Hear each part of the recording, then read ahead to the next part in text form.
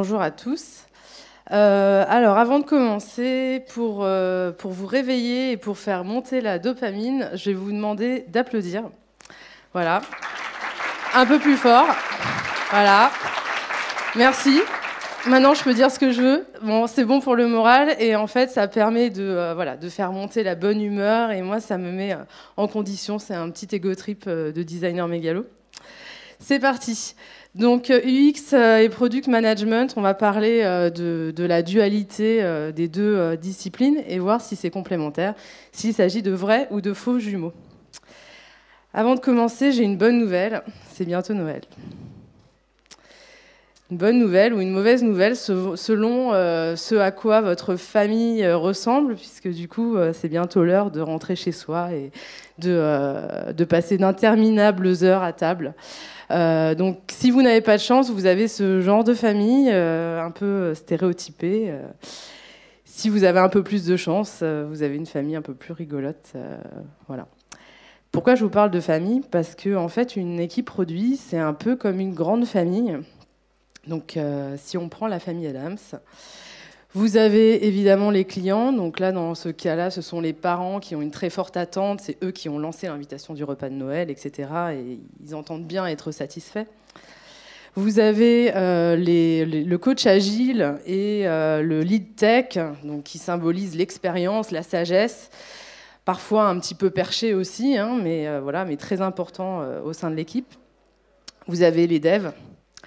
Donc les devs, je vous ai mis le cousin machin parce qu'on ne voit pas trop ce qu'il fait, il code le jour, la nuit, mais très important évidemment, ils peuvent être plusieurs, on est d'accord. Et vous avez les jumeaux, donc l'UX et le PO. Pour l'instant, ce sont des faux jumeaux, on va voir si on est d'accord avec ça. Ah oui, et ne pas oublier l'oncle gênant, celui qui fait des blagues bizarres à table. Donc selon le projet, l'oncle gênant, ça peut être un dev, ça peut être un UX, ça peut être un client, ça peut être une partie prenante. Je vous laisse pointer du doigt qui vous le souhaitez. Alors voilà, maintenant la famille c'est compliqué, hein, on ne la choisit pas, mais l'équipe c'est compliqué aussi.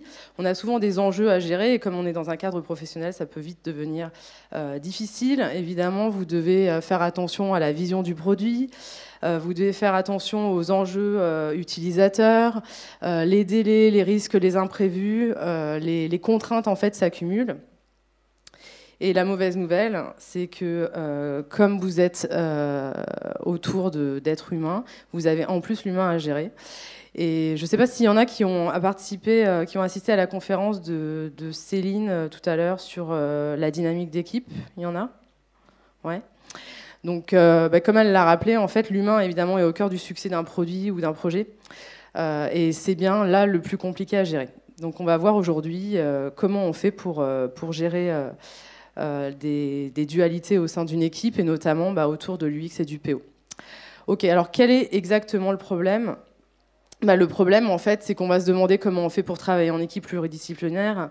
Comment on fait en fait pour que l'UX designer, qui a un rôle assez récent, soit bien intégré au sein de l'équipe et ne pose pas de problème, parce que en fait, c'est plutôt un atout d'avoir des nouveaux rôles au sein d'une équipe. Et comment faire pour éviter les doublons et donc les tensions qui sont générées par des personnes qui doivent faire le même travail et la confusion qui peut régner derrière ça. Donc pour ça, j'ai une petite solution, une proposition à vous faire qui est issue en fait d'un retour d'expérience évidemment. Donc en trois mots, compréhension, cohérence et cohésion. Donc ça sonne un peu comme un mantra, hein. Ça me plaisait bien parce qu'on est un peu dans l'ère du collaboratif, du co-design, du covoiturage, du commérage. Bon, bref, je vous laisse poursuivre. Mais avant de vous expliquer en fait ce que je vous propose, je voulais me présenter, vous expliquer d'abord pourquoi ce sujet m'intéresse. Alors déjà parce qu'en fait je suis UX designer de formation et qu'aujourd'hui ça va faire à peu près 3 ans que je gère des équipes de designers maintenant, donc voilà, je gère je manage des personnes, parmi elles des UX, des PO. Et donc voilà, et donc je suis confrontée à ces problèmes. J'ai été confrontée moi-même en tant que designer, et après aujourd'hui en fait j'essaye d'aider mes équipes à dépasser les freins internes, etc. Donc pour ceux qui ne savent pas ce qu'est un UX designer ou ce que fait un UX designer, en gros mon boulot c'est de passer d'interfaces comme ça ou de solutions en fait fabriquées par le client. Là en l'occurrence c'est un client qui s'était fait un outil en fait en ajoutant plein de tabs et de plugins à sa page de navigateur, à quelque chose d'un petit peu plus intuitif. Oui je sais c'est beau, on dirait de la magie. C'est un peu ça, je suis magicienne. Voilà, donc je travaille chez Venex, qui est une ESN, qui, voilà, bon, en gros, nos savoir-faire. Donc, on travaille sur plein de périmètres, conseils, développement d'appli, service manager et développement d'appli. Donc, développement d'appli, ça veut dire qu'on travaille en équipe pluridisciplinaire et qu'on essaye d'être complémentaire pour satisfaire les besoins de nos clients. Voilà, des exemples en fait de projets qu'on a fait. Donc c'est une petite page de pub, mais c'est surtout pour vous montrer en fait que voilà, tout ça on le fait avec justement des équipes de développeurs, du UX designer, des product owners, voilà, et ça marche. Alors, avant de rentrer dans le vif du sujet, je dois dire que j'ai fait mes devoirs, donc j'ai mis en place la démarche que je prône auprès de nos clients, une démarche centrée utilisateur. Donc j'ai fait un questionnaire, histoire de mettre un petit coup de pression, dimanche soir sur LinkedIn. J'ai posté ce questionnaire. En 24 heures, j'ai eu beaucoup de réponses. En 4 jours, j'en ai eu plus de 94, parce que j'ai regardé tout à l'heure, on était déjà au-dessus de la centaine. Je me suis fait troller des messages personnels parce que j'ai eu le tort d'appeler ce questionnaire UX-VSPO alors que ça n'est pas du tout la tonalité de la conférence là. Et voilà, et donc les gens me disaient mais non, il ne faut pas mettre en opposition ces deux rôles, c'est horrible ce que tu fais, etc. Bon, voilà. En tout cas, j'ai eu plein de feedback et du coup, ça m'a permis de nourrir la démonstration que je vais vous faire, qui ne sort pas seulement de ma tête. Voilà. Principalement, donc pour ceux, qui est-ce qui ne sait pas du tout ce que c'est qu'un UX designer ou ce qu'il fait? Est-ce qu'il y a des gens qui peuvent lever la main? Je ne vous ferai rien. Voilà. Ok. Donc je vais un petit peu repréciser les rôles. Donc en fait, globalement, les gens que j'ai interrogés étaient plutôt satisfaits par cette collaboration. Donc voilà, entre 3 et 4 et 5 de satisfaction. Ils prônaient en fait la complémentarité des rôles, l'intelligence collective et surtout le fait de lisser les biais. Et je suis assez d'accord avec ça. Mais quand je leur ai demandé de s'exprimer sur les problèmes que générait cette collaboration, j'ai eu quand même beaucoup de réponses, et des très longues réponses, parce que évidemment j'avais fait un questionnaire qualitatif, j'espérais avoir quelques réponses, mais je ne pensais pas en avoir autant. Et ce qui est ressorti, c'est tous les problèmes liés à la vision de l'utilisateur, à l'équipe, au manque de synchronisation des rôles, à la vision, etc. Alors, du coup, première chose importante, donnée importante en équipe, évidemment, il faut s'accorder sur une compréhension, un langage commun. C'est pour ça que je vais revenir sur quelques définitions. Pour ça, je vous ai fait des personas. Donc, est-ce que tout le monde sait ce que c'est qu'un persona ou est-ce qu'il y en a qui ne savent pas? Pareil, levez la main juste pour me donner une petite idée. Tout le monde sait ce que c'est qu'un persona? Oui. Ok, vous êtes formidable. Donc voilà, donc en fait un persona, comme vous savez tous ce que c'est qu'un persona, vous savez que ça n'est pas un stéréotype, que c'est en fait le résultat d'une vraie recherche et du coup que c'est une synthèse. Donc c'est pas quelque chose qu'on invente, sinon on parle de proto-persona en marketing, en UX design, non, on est sur des choses tangibles. Voilà, donc j'ai fait une petite synthèse de ce qu'est un UX designer, quels sont ses objectifs. Donc ses objectifs, évidemment, c'est d'avoir une démarche centrée utilisateur, de comprendre les besoins de l'utilisateur. Ses leviers, il a besoin d'être fier de son travail, d'être compris. Dans ses frustrations, en fait, ce qui est remonté, c'est cette obligation de se justifier sans cesse pour avoir le droit de faire son métier, parce que du coup, c'est compliqué. Et donc d'adapter ces méthodes. Voilà. Et quant aux listes des tâches, je vous en ai mis quelques-unes qui vont en fait donc de la recherche utilisateur, la compréhension du besoin du client, maquettage. Donc l'UX designer intervient de bout en bout en fait. Voilà. Est-ce que tout le monde sait quelle est la différence entre UX et UI? Qui ne sait pas? Je suis sûre que vous mentez, qu'il y en a beaucoup plus que ça. Voilà. Alors, petit rappel, UX et UI, puisqu'en fait, tout le monde confond les rôles, nos clients y compris, et en interne, on est obligé de le rappeler aussi à chaque fois qu'on crée une nouvelle équipe. Donc, UX, en fait, c'est la partie, on va dire, qui ne se voit pas, Donc la partie amont, souvent, à savoir tout ce qui concerne l'ergonomie, la compréhension des parcours, l'architecture de l'information, etc. L'UI, en fait, c'est la partie qui se voit, donc c'est la partie qui vient après, en général, qui concerne la couche graphique, la charte, la typographie, les animations. On peut aller jusqu'au motion design pour ça, les interactions. Les deux sont complémentaires, et parfois, vous avez même de plus en plus des profils UX, UI, designer. Je ne vais pas poser la question cette fois, parce que vous allez me dire que vous savez tous la différence entre UX designer et ergonome, mais je vais quand même le rappeler. Donc évidemment, l'ergonomie repose, enfin l'UX design repose sur l'ergonomie, puisque donc là je vous ai mis une petite pyramide de Maslow revisitée qui ne respecte pas du tout d'ailleurs les règles d'accessibilité avec cette typo blanche sur ce verre. Voilà, je ne sais pas si vous arrivez à voir, mais en gros, en fait, à la base, vous avez l'utilisabilité. Est-ce que votre produit est utilisable? Ensuite, vous avez la notion de fiabilité. Est-ce qu'il marche à chaque fois? De sécurité, de confort et de plaisir. Et en fait, l'UX design qui amène la zone, la partie expérientielle repose évidemment sur ce focus fonctionnel que met l'ergonome. D'accord? On ne peut pas avoir l'un sans l'autre. Pourquoi en fait je vous remontre ça? C'est parce qu'en fait, en plus des guerres entre UX designer et product owner, vous avez des guerres entre UX et ergonome, entre UX et UI, etc., etc., etc. Voilà, donc c'est bien d'expliquer les différences, même si en fait, ce qui nous intéresse aujourd'hui, c'est plus les ressemblances. Le PO. Alors le PO, en fait, donc c'est le product owner. Certains disent donc que c'est le chef de projet agile, que c'est la même chose, que c'est juste un chef de projet plus. En fait, j'ai eu ça dans les verbatim. En tout cas, c'est lui qui est garant de la vision du produit, qui est là pour réconcilier la vision business et la... Est-ce qu'il y a des PO dans la salle là? Non? Je peux dire ce que je veux? Je peux dire ce que je veux, parfait. En plus, ils sont du même côté. Donc, du coup, c'est lui qui est garant donc, de réconcilier le business, la vision, les hypothèses qui apportent la vision utilisateur, le fonctionnel, voilà. C'est un peu le chef d'orchestre. Et en fait, le problème, c'est que les PO avec lesquels j'ai travaillé se sentent vite dépossédés par l'arrivée de l'UX designer. Parce que, en fait, le rôle de l'UX designer n'est pas dans les frameworks agiles pour la plupart du temps. Vous n'avez pas d'UX dans Scrum, par exemple. L'UX ne fait pas partie de la dev team. Donc voilà. Donc du coup, ça devient compliqué parce que les périmètres ne sont pas définis. Et d'ailleurs, c'est un des problèmes. Peut-être qu'il faudrait mettre à jour ces frameworks, tout simplement. Mais donc voilà, c'est donc cette problématique-là qui amène le questionnement des différents rôles. Et évidemment, tout ça devient encore plus compliqué quand vous posez la question, donc UX, UI, designer, je vous ai dit, designer, ergonome, je vous l'ai dit, PO ou proxy PO, parce qu'en fait, ah oui, je voulais dire ça, le PO en principe, c'est le client.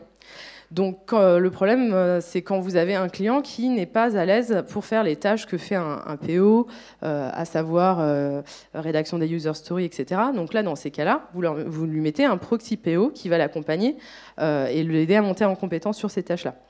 Donc du coup, un PO n'est pas un proxy PO, un PO n'est pas un product manager. Et le business analyst dans tout ça, qu'est-ce qu'il va faire? Bon, il se trouve qu'aujourd'hui, en fait, on a souvent des rôles multicasquettes avec des PO qui sont aussi BA, avec même des UX PO, ça existe. Je vais préciser que cette slide a été alignée par un PO, pas par un designer. Voilà, c'est pour ça que ça n'est pas tout à fait aligné. Tu vois, j'ai fait ma blague. Voilà.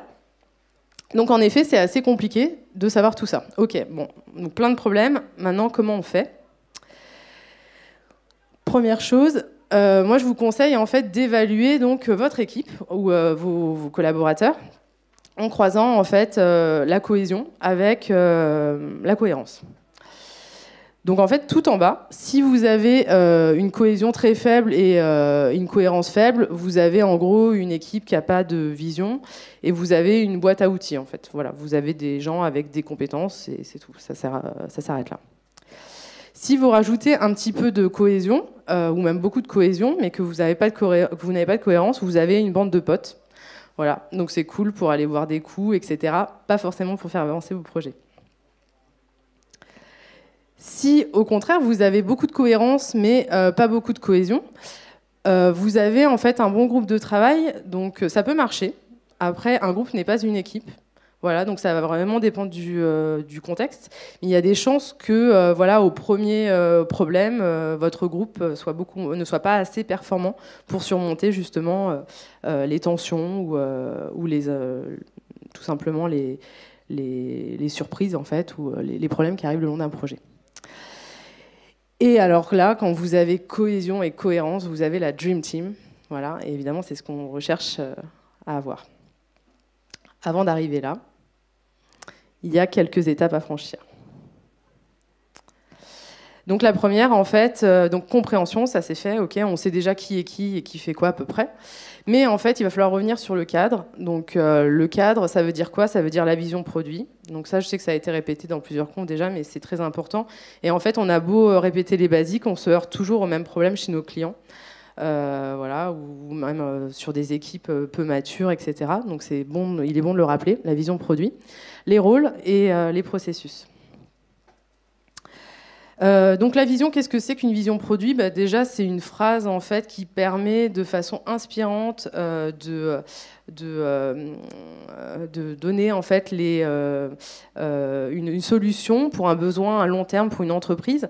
Donc là, je vous ai proposé une phrase à trous qui fonctionne assez bien pour plein de visions différentes. Donc pour mes utilisateurs ciblés par un produit.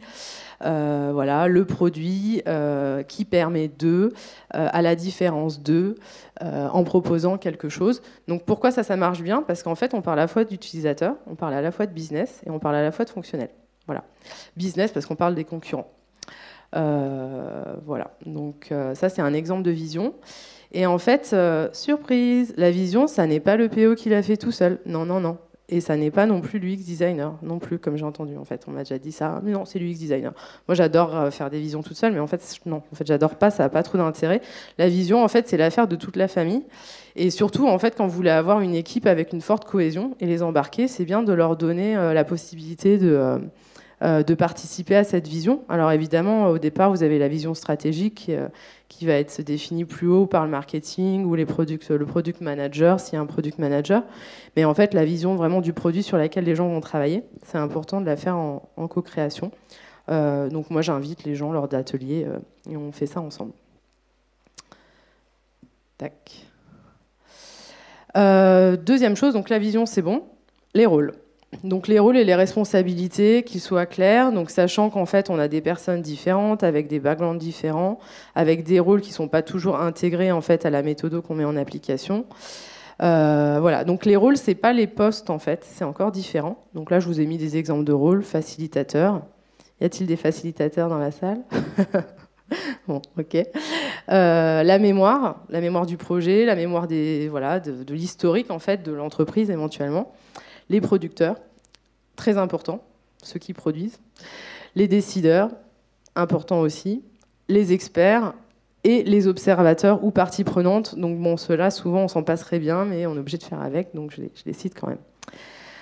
Alors, première chose, plusieurs personnes peuvent avoir, en fait, il peut y avoir plusieurs personnes pour certains rôles, et en fait, vous pouvez avoir plusieurs rôles pour certaines personnes. Attendez, celle-là, je pensais qu'elle serait fluide, mais c'est on peut chasser plusieurs fois. Non. Donc plusieurs personnes pour certains rôles, où une personne peut avoir plusieurs rôles, en fait, selon les rituels ou les étapes dans lesquelles elle est. Ça y est, j'y suis. Voilà. Donc du coup, c'est pour ça que ça devient vite le bazar, parce que mais en fait, l'avantage aussi, c'est que vous pouvez switcher, c'est-à-dire quelqu'un qui va avoir un rôle de production peut être expert en fait sur un autre périmètre, etc. Le tout, c'est de le définir.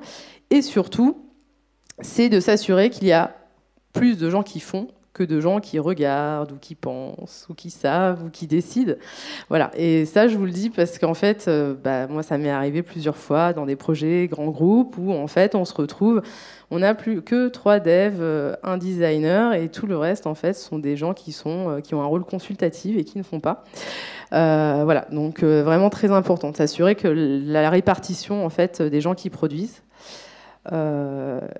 Et bon, là, outils vieux, mais qui fonctionnent toujours parfois. Les méthodologies les plus anciennes sont encore là pour des raisons. C'est le RACI, en fait. Voilà. Donc c'est vrai que le RACI, ça vient vraiment de la gestion de projet un petit peu à l'ancienne, comme on dit, mais en fait, ça fonctionne encore. Faire un RACI, même très simple, pour s'assurer de qui est décisionnaire, qui est celui qui doit faire, qui est celui qui est consulté, qui est celui qui doit être informé. Voilà, ça peut être aussi intéressant. Les rôles, les process. Donc ensuite s'accorder sur un process. Donc je pousse un coup de gueule contre tous les dogmatiques et les ayatollahs de la méthodologie, dont les designers font parfois partie en fait. Voilà. Les agilistes aussi. En fait, l'agilité, c'est s'adapter à un environnement, et l'UX aussi. Donc l'idée, c'est de trouver le process qui convient le mieux à votre projet, à votre produit, à votre entreprise. Donc là, nous, c'est le process qu'on met en application chez VNext. Donc il y a une partie exploratoire qui vient donc du design thinking, où on fait de la recherche utilisateur, on va être en phase de cadrage avec les clients, les utilisateurs, etc. Génération d'idées, construction avec le prototypage et le test, et livraison jusqu'à l'évaluation. On va réévaluer le produit. Là où en fait c'est particulier, c'est qu'on passe donc du design thinking au lean startup, et après on développe en agilité, en Scrum. C'est la notion de lean UX. Donc là, je vous ai mis tous les buzzwords de ma présentation. Hein, donc voilà, après j'arrête. Et en fait, le lean UX, c'est le fait d'intégrer le UX design dans les cycles de développement. D'accord ? Donc je vous rappelais que l'UX designer n'est pas dans Scrum, il est à un côté.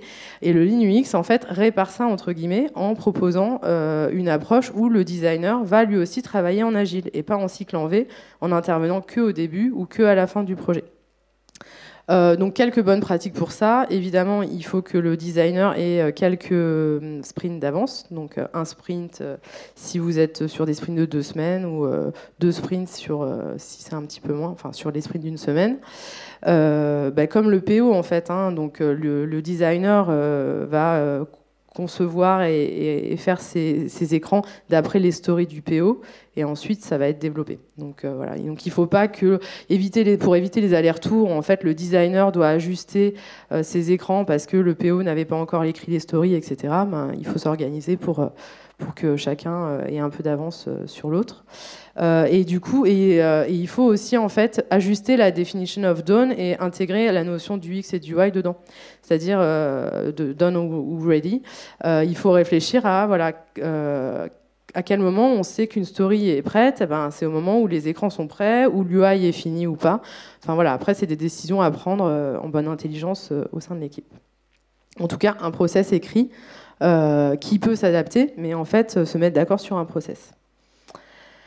Voilà, donc, et parmi les process, je croyais que j'avais une autre slide avant. Non. Parmi les process, voilà, vous avez les tests utilisateurs, évidemment, qui doivent intervenir.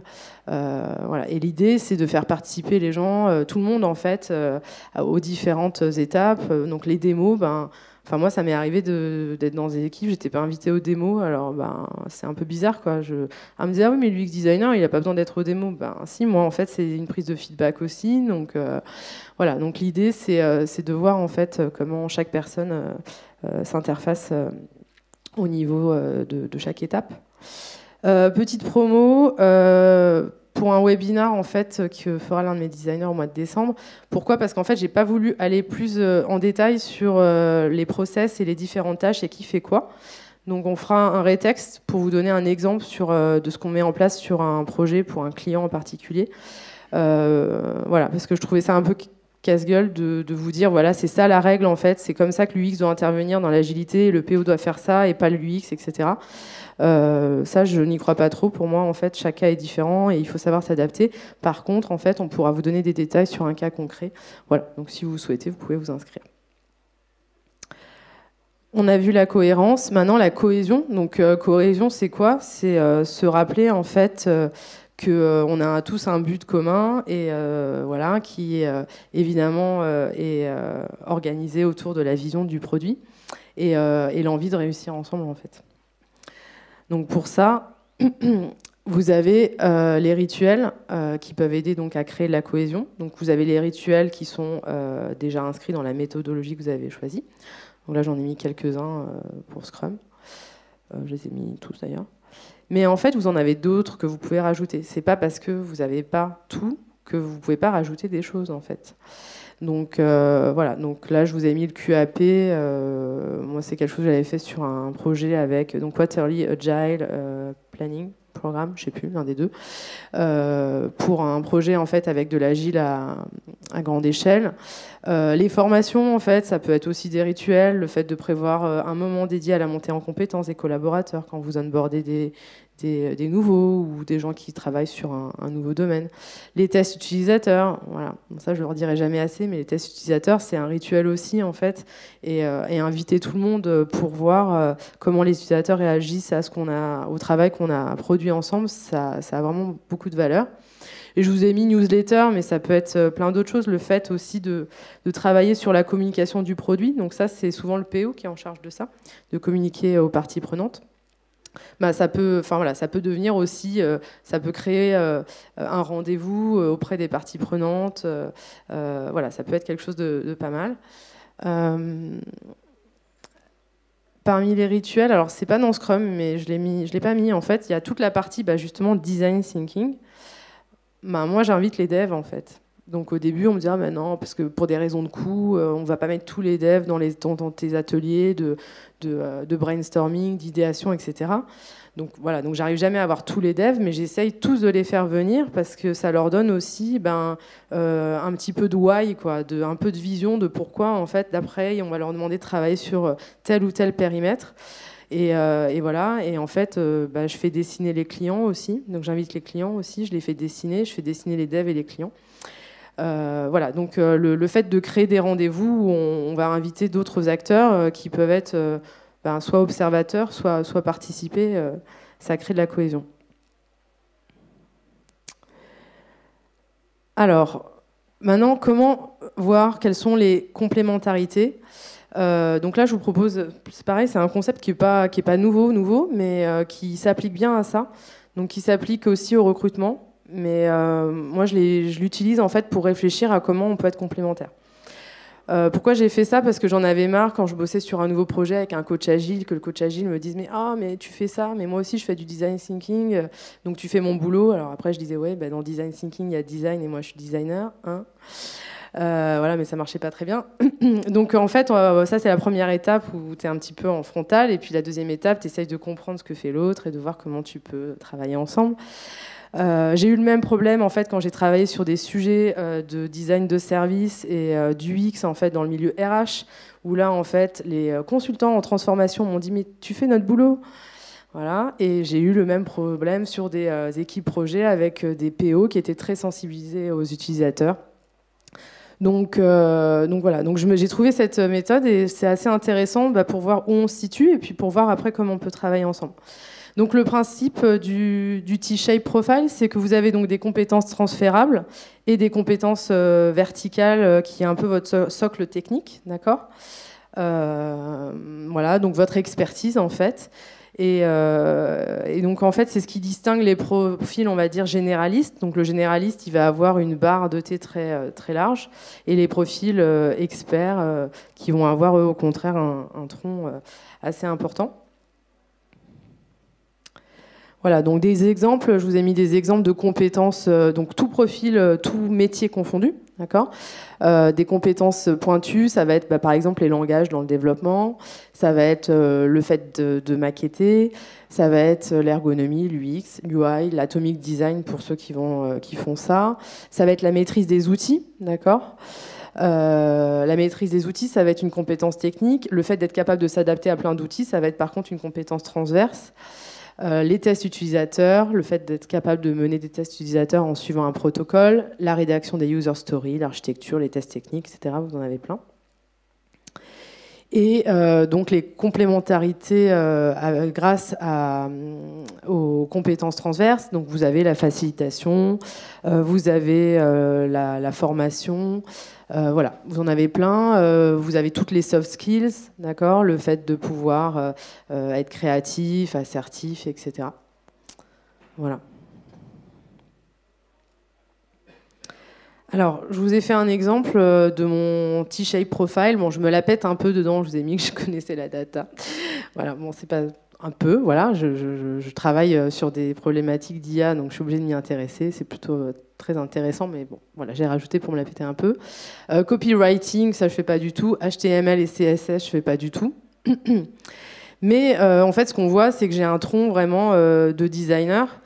Et en fait, c'est normal parce que dans l'UX design, vous avez des gens qui viennent de plein de backgrounds différents, qui viennent du marketing, qui viennent de l'ergonomie, des sciences cognitives, etc. Moi, je viens du design, j'étais designer industriel avant, dans la mode. Et donc voilà, donc en fait, c'est le reflet aussi de mon expérience professionnelle et de ma formation initiale. Mais après, j'ai développé en fait plein de compétences. Je suis un petit peu Wonder Woman, oui. Je m'envoie des fleurs comme ça de temps en temps. Et là, en fait, vous avez le T-shape profile du PO. Voilà. Donc là, c'est Hulk. Vous remarquerez le point commun entre les deux. Les deux ont les bras comme ça, un peu en T. Voilà. Et en fait, ce qui se passe, donc ça, c'est un vrai PO avec qui j'ai travaillé. J'ai fait son T-shape profile. Et je me suis rendu compte qu'on avait plein de compétences en commun. Évidemment. D'où la confusion et les tensions au début de notre collaboration. Sauf la gestion des risques, voilà, bon, j'aime pas trop ça, donc c'est quelque chose que je pousse pas non plus, mais qui est pas censé être dans mon spectre. Voilà, donc en fait, je vous ai mis en couleur tout ce qui est en commun. Si on compare les deux, ça donne ça. Donc on se rend compte qu'il y a quand même voilà, pas mal de choses qui peuvent fonctionner. Et donc l'avantage, en fait, c'est que si vous cherchez en fait les complémentarités, vous gagnez plein de méthodes de travail différentes et nouvelles, plein de nouvelles opportunités. C'est-à-dire, si au sein de votre équipe, vous avez des compétences étendues chez deux personnes et que vous n'avez pas cette expertise, déjà, je ne vais pas dire que vous êtes sauvé, mais ça va être un petit peu plus simple. Par exemple, vous avez deux personnes qui ont un peu travaillé, tiens, parlons des interfaces vocales, puisque voilà, j'avais ça tout à l'heure, et que c'est pas mal revenu au sein des conférences. Voilà, vous n'avez pas d'experts, mais par contre, vous avez deux personnes qui ont déjà travaillé sur des interfaces vocales, un designer et un PO. Bon, vous allez déjà pouvoir adresser les problématiques plus facilement. Si vous avez un spécialiste, un PO qui est spécialiste en fait de tel device, de tel domaine, et un UX en fait qui a déjà travaillé dessus ou s'est renseigné dessus ou aime ça, vous allez avoir aussi plus de facilité pour travailler. Et ça veut dire que l'UX pourra prendre le relais peut-être sur quelques tâches du PO si il a des facilités voilà, sur par exemple de la rédaction de user story, des choses comme ça. Donc en fait vous avez un backup tout simplement. Et ça veut dire surtout que le PO il aura un interlocuteur de choix, il pourra être challengé s'il a besoin.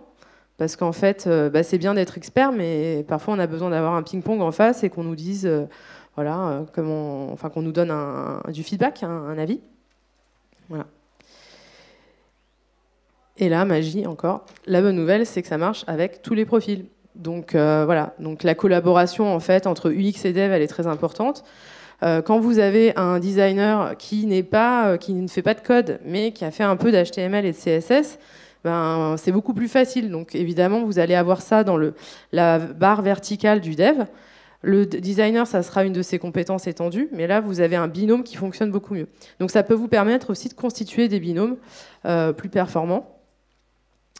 Voilà. Donc moi, ce que je vous conseille, c'est de trouver un peu quel est votre focus et de voir comment vous pouvez développer des compétences transverses, peut-être celles qui manquent à votre équipe ou au contraire celles qui seraient complémentaires de quelqu'un avec qui vous travaillez. Pour développer en fait la pluridisciplinarité de votre groupe et en fait de développer aussi une équipe qui complète vos points faibles, etc. Bon voilà, je sais, ce que je vous dis, c'est plein de bon sens et pourtant ça se passe souvent comme ça, donc c'est pas si simple que ça en fait. Depuis le début, les conférences auxquelles j'ai assisté là aujourd'hui, on dit plein de choses qui peuvent paraître très basiques, mais on voit que c'est pas si simple que ça. Bon, j'avoue, j'avais envie de mettre une photo de catch, voilà, c'est pour ça que j'ai mis cette slide. Mais alors, ce que je vous propose, c'est de faire la démarche vous-même. Donc là, je vous ai mis un exemple de grille. Donc le mieux, c'est de faire sa grille soi-même. La première étape, ça va être de définir des grands groupes de compétences. Donc là, par exemple, je l'ai mis technique, UX design, UI, product management, com management, business, soft skills, etc., etc. Ensuite, vous allez les décliner. Donc pour les décliner, vous mettez soit des sous-compétences, soit des tâches, soit des domaines, soit des niveaux d'expertise, c'est-à-dire le niveau de seniorité et de maîtrise de telle ou telle compétence. Hop. Et après... Voilà. Et après, en fait, vous coloriez celles que vous maîtrisez. Voilà, tac. Et vous virez les autres. Et là, ça vous donne votre T-shape. Donc là, par exemple, le profil que j'ai, c'est quelqu'un qui est un UX-PO, tout simplement. UX-UI-PO. On n'est pas dans la licorne, là. Il manque plus qu'il sache un peu développer. Et on est bon. Donc voilà. Souvent, c'est d'ailleurs ce que cherchent les recruteurs. Hein. Ils cherchent des moutons à 5 pattes. Voilà. Mais il y a quand même de plus en plus de gens qui sont multi-compétences. Voilà. Et donc là, on y est presque en fait. À partir du moment où on arrive à trouver les complémentarités de chacun et voir comment on peut s'interfacer, ça devient beaucoup plus riche. Mais il reste quelque chose à gérer, c'est les égos, évidemment. Parce que nourrir le collectif, c'est super, hein, mais nourrir les égos, c'est important aussi. Donc là, bon courage. Voilà, ça, je l'ai un peu découvert en devenant manager ou manager, comme diraient certains. Pour ça, il y a plusieurs choses. La première chose, il faut être assertif. Donc assertif, c'est ni hérisson ni paillasson. Il faut arriver à trouver le bon moyen de dire les choses. Voilà, sortir de l'émotion. Donc ça, en fait, c'est une soft skills, mais que je conseille à tout le monde. En fait, travailler son assertivité quand on aime travailler en équipe, c'est indispensable. Ensuite, éviter la pensée unique et éviter les généralisations. Donc ça, c'est difficile, mais quand on dit ah ben ça, de toute façon, lui, il fait tout le temps ça. Ah bon, tout le temps, vraiment combien de fois par jour voilà, il faut arriver à s'obliger à challenger un peu nos clichés. Donc là, la bonne nouvelle, c'est que dans une équipe produit, vous avez des facilitateurs, UX, le coach agile, le PO ont des outils à leur disposition. Apprenez à vous en servir. En fait, c'est plutôt cool de s'appliquer à soi-même ses propres méthodes. Voilà. Moi, j'aime beaucoup les chapeaux de Bono. Donc, je ne sais pas si vous connaissez. Chapeau de Bono, non? Alors, chapeau de Bono, c'est... J'ai le temps d'expliquer? Ah bah ouais, super. Chapeau de Bono, en fait, c'est un... Donc c'est pas Bono de U2, hein, d'accord? Voilà. C'est Bono, c'est un neuropsychologue, je crois. Je ne veux pas dire de bêtises. Cogniticien en tout cas. Et donc c'est un exercice qui permet d'éviter la pensée unique. Donc quand par exemple quelqu'un a une idée et comme c'est la grande gueule du groupe ou celui qui fait peur, tout le monde va dire, genre Hulk, tout le monde va dire ah oui super ton idée. Hein. Et en fait tout le monde ne peut pas s'exprimer. Là les chapeaux de Bono, en fait vous distribuez des rôles. Donc là encore il y a des rôles qui interviennent. Donc, soit vous les matérialisez vraiment, donc ça c'est plutôt cool. Moi j'aime bien. En général, j'achète des chapeaux bien moches et j'achète vraiment un chapeau blanc, rouge. Vous pouvez avoir des bonnets à la période de Noël, vous pouvez avoir des casquettes, ce que vous voulez, des badges si vous faites ça avec des clients qui sont un peu coincés. Et donc le chapeau blanc, c'est le chapeau de la neutralité, d'accord? Donc c'est celui en fait qui va vraiment prendre la décision à la fin. C'est chapeau blanc ou chapeau non c'est ça, c'est chapeau blanc. Le chapeau rouge, c'est le chapeau de l'émotion. Donc c'est celui qui va dire oh, ton idée est géniale parce que vraiment ça me remplit d'émotions et quand je suis en colère. Enfin voilà, il va voir tout au travers du prisme humain. Donc je suis sûre que si on fait ça sur cette interface, les gens seront heureux et on aura beaucoup d'engagement, etc. Okay. Le chapeau bleu, c'est le chapeau rationnel. Donc c'est celui qui va dire je ne suis pas sûr que ça soit pertinent parce que 50%, j'ai lu une étude, où 50% des gens ne cliquent pas quand on fait ça. Donc c'est celui qui va s'appuyer sur du factuel et du tangible. Le vert, c'est le créatif. Donc c'est celui qui va essayer de trouver des idées qui sortent du cadre, etc. Le noir, le casse-bonbon, hein, le pessimiste, celui qui va voir tous les risques et qui va dire ça marchera jamais, c'est impossible. Et le jaune, le positif. Voilà. Donc en fait, vous faites ça sous forme de réunion. Ça peut prendre même 10 minutes hein, quand vous voulez valider une idée et vous distribuez les chapeaux. Donc, ce qui est marrant aussi, c'est de distribuer les chapeaux en fonction des caractères des gens. Donc, quand vous avez le rabat-joie, vous lui filez son chapeau jaune, et puis comme ça, il n'a pas le droit de moufler pendant toute la réunion. Il doit être hyper positif. Et c'est aussi intéressant comme démarche, comme travail personnel, quand on n'est pas créatif, de s'obliger à prendre le chapeau vert, quand on est justement trop dans l'émotion, prendre le chapeau bleu. Et voilà. Et donc ça, c'est quelque chose qui fonctionne assez bien pour sortir justement des clichés, de l'ego. Et voilà. Et vous pouvez même le faire tout seul. Voilà, donc là, je sais que ça fait un petit peu désespéré, je sais. Nous sommes très nombreux dans ma tête. Mais bon, parfois, je me fais ma petite feuille avec mes chapeaux et je me dis, bon, alors cette idée-là, d'un point de vue factuel, d'un point de vue des risques, etc., est-ce que ça marche? Voilà. Truc et astuce. Assertivité, éviter la pensée unique et le pragmatisme. Donc là, encore une fois, les tests utilisateurs. Donc, non, en fait, il y a les tests utilisateurs, il y a les analytics. En fait, quand vous n'arrivez pas à vous mettre d'accord, tout simplement, avant d'en arriver... Je ne sais pas si je vais retrouver ma slide avec les catcheurs. Non? Je vais la remettre parce que j'aime bien. J'y suis? Voilà. Avant d'en arriver là, en fait, vous pouvez tout simplement prendre des décisions sur du factuel et le mieux, c'est tester, quoi. Donc, quand le PO est lui qui s'engueule, quand le business analyst ou le métier et le designer ne sont pas d'accord, à un moment, pour réconcilier tout le monde, c'est de dire, OK, on choisit une hypothèse, voilà, et on teste. Et derrière, vous prenez des décisions basées sur du réel. Hop. Je suis où, là ? Donc, du coup, vous l'aurez bien compris, en résumé, faux jumeaux, dizygote. Vous avez vu, j'ai mis des mots un petit peu intelligents pour vous appâter. Là, j'ai pas mis vrai jumeau, faux jumeau, j'ai mis dizygote, monozygote. J'arrive même pas à m'en rappeler, je sais jamais où est le Y. En tout cas, évidemment, ça n'est pas la question, vous l'aurez compris. Le débat n'est pas du tout là. L'idée, en fait, c'est plutôt de voir comment on peut travailler ensemble. Et puis, voilà. Et puis, de toute façon, il faut savoir qu'au final, c'est l'utilisateur qui aura le mot de la fin. Donc là, vous voyez, vous avez designé un super toboggan, hyper intelligent, technologiquement parfait, etc. Vous êtes super fiers. Et vous faites des tests utilisateurs et vous vous rendez compte que vos utilisateurs n'en ont rien à cirer. Hein, voilà. Donc ça demande un peu d'humilité parfois de travailler sur des produits ensemble et en équipe. Mais ça aussi, en fait, c'est intéressant. Aller observer les gens sur le terrain et faire des tests, ça permet aussi de se dire, OK, en fait, on s'est engueulé pour rien, quoi. Voilà. Finalement, la couleur du toboggan n'avait pas tellement d'importance. Donc, si on veut récapituler, pour s'aligner, donc compréhension, cohérence, cohésion. Ça fait un peu dogmatique, moi qui n'aime pas les dogmes, je sais. Je ne suis pas une contradiction près, surtout à 16h40. Enfin, non, 17h30. L'avantage, en fait, c'est que vous en tirerez des bénéfices produits, évidemment.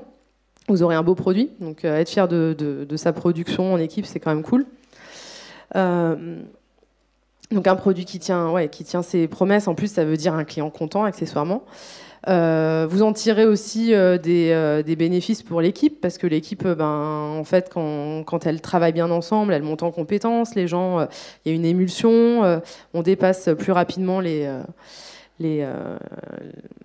freins, et pour les personnes.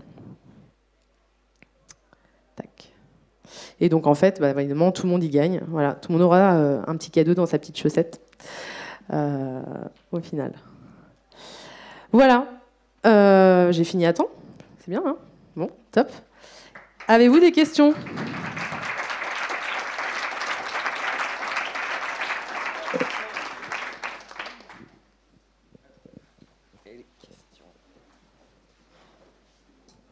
Bonjour, merci, c'était très intéressant. Moi, je me suis un petit peu perdu ici, parce qu'à la base, je suis développeur. Bienvenue. J'ai appris plein de choses.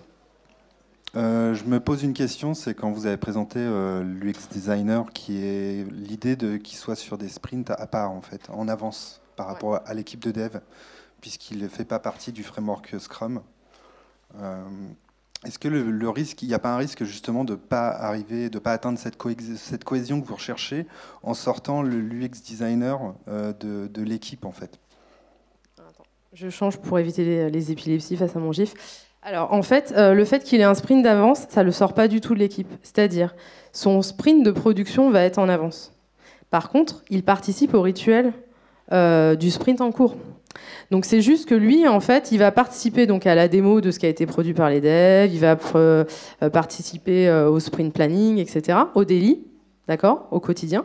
Mais en plus, en fait, sa production aura par exemple 1 ou 2 semaines d'avance. Voilà. Donc ça ne le sort pas du tout de l'équipe. C'est juste en fait, à un moment, tu dois mettre les couches dans le bon ordre. Évidemment, si le designer travaille en même temps, enfin travaille pendant le même sprint que les devs, vous n'avez pas vos écrans à temps et voilà, et ça fonctionne pas. Mais en fait, voilà, c'est juste un décalage sur la production, pas sur la vie du produit. Voilà. J'espère que c'est plus clair. Merci. Une autre question? Pas d'autres questions? Et ben encore une fois, un grand merci. Merci à tous.